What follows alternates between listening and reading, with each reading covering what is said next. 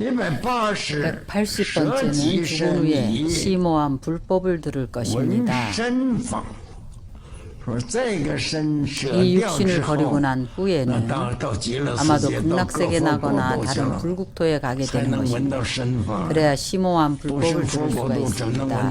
불국토에 태어나지 않고서 어떻게 심오한 불법을 들을 수가 있겠습니까? 181번째는 이 몸을 버린 후에 출가할 것입니다. 이것은 내생입니다. 여러분들이 보는 비구 비구니 스님들이 그리 쉽게 되는 게 아닙니다.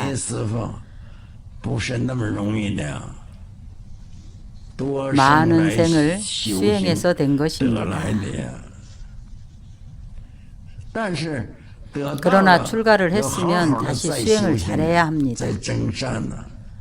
다시 증상을 해야 합니다. 그래서 부처님께서 이 몸을 금생에 제도하지 않으면 어느 생을 기다려서 이 몸을 제도하리요 하셨습니다. 금생에 자신을 제도하지 않으면 아직도 무엇을 기다리고 있겠습니까?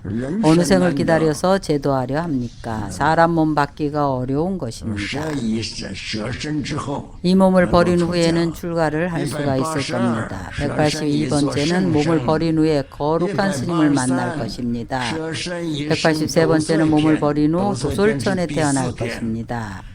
도솔천은 네 번째 하늘입니다. 왜 오직 도솔천만을 말했을까요? 왜냐하면 현재 미륵보살이 도솔천 내원궁에 계시기 때문입니다. 도솔천에 태어나면 미륵보살 의상에 태어나는 것입니다. 미륵보살이 화생해서 성불을 하면 여러분은 보살이 되는 것입니다. 발언을 하십시오. 도솔천에 태어나기를 발언하십시오. 184번째는 몸을 버린 후에 극락세계에 태어날 것입니다. 이 몸이 명을 마치고 극락세계 정토에 날 것입니다. 약사 유리광세계도 역시 정토입니다. 정토, 불국토가 많이 있습니다. 우리가 인연이 깊지 않아서 모르는 것입니다. 그러나 서방 극락세계는 우리와 인연이 아주 깊습니다. 아미타불을 염하기만 하면 모두 태어날 수가 있습니다. 만약 금생의 명을 마치면 극락세계 정토에 태어날 것입니다. 만약 내 생에는 어느 세계에 태어날지 정해지지 않았습니다. 한 생을 지나든지 두 생을 지나든지 간에 아미타불을 염하고 극락왕생 발언을 하기만 하면 금생에 나지 못하면 내생에 혹은 삼생에 십생을 초과하지 않고 십생을 초과하지 않고 절대로 왕생을 합니다. 왜냐하면 극락왕생을 발언했기 때문입니다. 우리 인간 세상에서는 열생이 아주 긴 것 같지만 불보살님이 볼 때는 열생이라 해도 한 생각일 뿐입니다. 이미 났거나 금생에 나거나 내생에 날 것입니다. 왜 내생을 말하는 걸까요? 그것은 현생에 왕생을 못하더라도 내생에 타락하지 않고 나쁜 일을 하지 않게 된다는 뜻입니다. 아미타불 연부를 한 종자로 인해서 반드시 태어나게 됩니다. 갈지 말지는 자신에게 달려 있습니다. 그가 가고자 하지 않으면 그것은 자신에게 달려 있습니다. 그러나 아미타불 연부를 하고 극락왕생을 구한 사람은 십생을 초과하지 않습니다. 183번째는 이 몸을 버리고 나면 도솔천에 태어날 것이고 184번째는 몸을 버린 후에 청정한 국토에 날 것입니다. 185번째는 몸을 버린 후에 부처님을 칭견할 겁니다. 이 몸을 버린 후에 부처님을 칭견할 수 있습니다. 어느 부처님인지는 말하지 않았습니다. 꼭 극락세계에 나는 것만은 아닙니다. 어떤 부처님 국토여도 다 좋습니다. 186번째는 몸을 버린 후에 하승에 머무를 것입니다. 이 몸을 버린 후에 하승을 증득하게 된다는 것입니다. 성문과 나안이 하승입니다. 187번째는 몸을 버린 후에 중승에 머물게 될 것입니다. 이 중승은 아마도 하승은 성문이고 중승은 영각승을 말하고 대승은 보살입니다.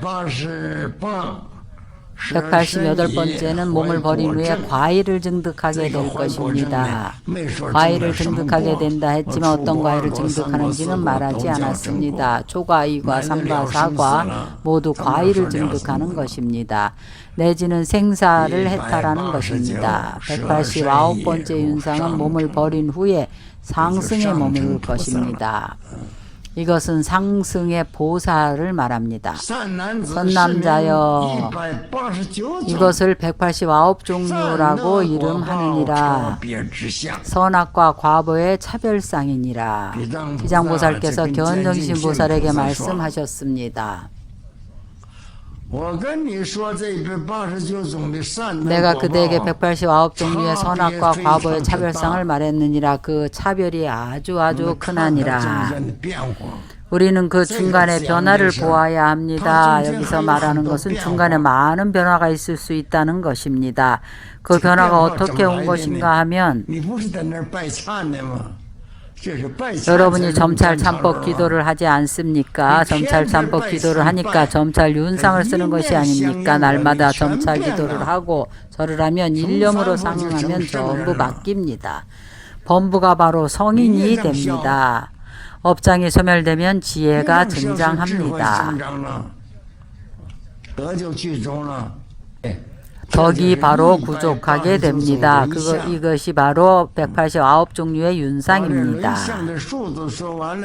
윤상의 숫자를 다 설에 마치고 나서 지장보살께서 견정신보살에게 설하십니다. 내가 그대에게 설한 점찰 윤상의 점찰하는 법은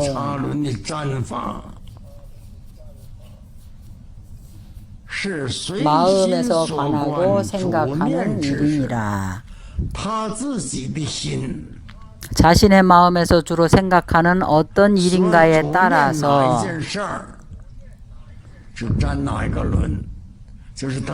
바로 그 부분의 윤상을 점찰합니다. 바로 자신이 구하고자 하는 것입니다.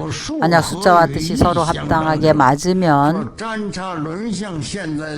점찰 윤상에서 나타난 숫자와 자신이 마음속에 생각한 알고자 하는 뜻과 서로 맞는 것입니다. 생각하는 것과 숫자가 서로 상응하고 맞는 것입니다. 숫자의 번호가 서로 맞는 것입니다. 그럼 틀림이 없습니다. 어떤 일도 틀리지 않습니다. 만약 마음에 생각한 것과 숫자가 서로 합당하게 맞지 않으면 그것은 맞지 않고 상응하지 않는 것입니다. 상응하지 않는 것은 마음에 정성이 부족해서 나타나지 않는 것입니다. 자신이 던진 숫자와 뜻이 서로 합당하면 자신이 알고자 하는 것과 완전히 모두 상응한 것입니다. 이것을 지심이라고 합니다. 하지심이 있습니다. 만약에 지심으로 이 일을 하지 않으면 점찰 윤상을 쓰고 점찰 참법 기도를 지심으로 하지 않으면 그것은 일체 모두가 다 허망한 것입니다. 허망하다면 사실이 아닙니다. 3번을 던졌는데도 하나의 숫자도 나타나지 않는다면 이 사람은 이미 세간을 벗어난 것입니다. 3개의 세간을 벗어난 것입니다. 하나는 공성을 증득한 것입니다. 또 하나는 도업을 성취한 것입니다. 그래서 윤상이 나타나지 않는 것입니다. 그래서 마음속에 구하는 일들이 이 189종류의 숫자에 나타나는 것입니다.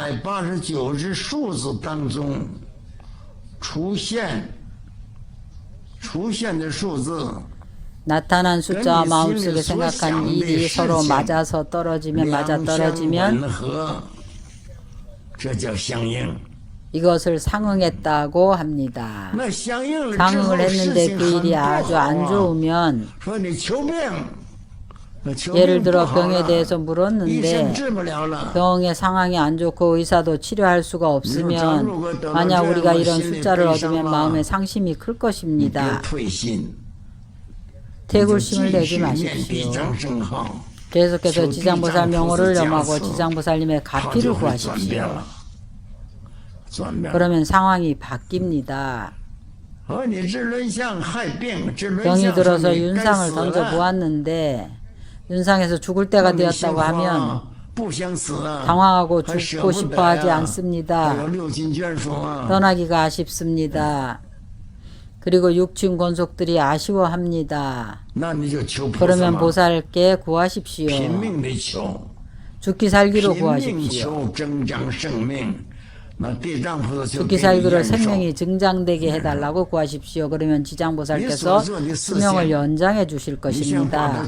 자신이 하고 있는 일을 성공하고 싶으면 그러면 지장보살님께 가피를 구하십시오.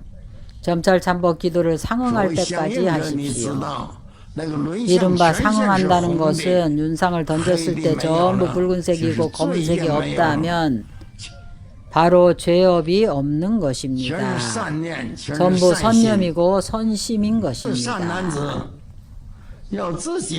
다시 선남자여, 만약 자신이 발언을 해서 다른 이의 받은 과보를 관하고자 하면 이 일도 마찬가지입니다. 자기 자신을 위해서 구하는 것이 아니라 누군가를 위해서 점찰 윤상으로 던져본다면 병이 나서 아주 위험한 사람이 있다면 그 사람의 수명이 다한 건지 아닌지를 알고 싶다면 그가 좋아질 수 있다든지 좋아지지 못할 것인지를 알려줍니다. 그와 가장 친한 절친이거나 혹은 친척이라든지 혹은 자신의 부모이거나 그를 대신해서 참법 기도를 하고 그를 위해 가피를 구합니다. 반드시 그에게 알게 해야 하고 그에게 설명을 해야 합니다. 내가 지금 당신을 위해서 참법 기도를 하고 당신을 위해 지장보살님께 기도하고 있습니다. 그 사람도 알고 있어야 효과가 있고 영험합니다.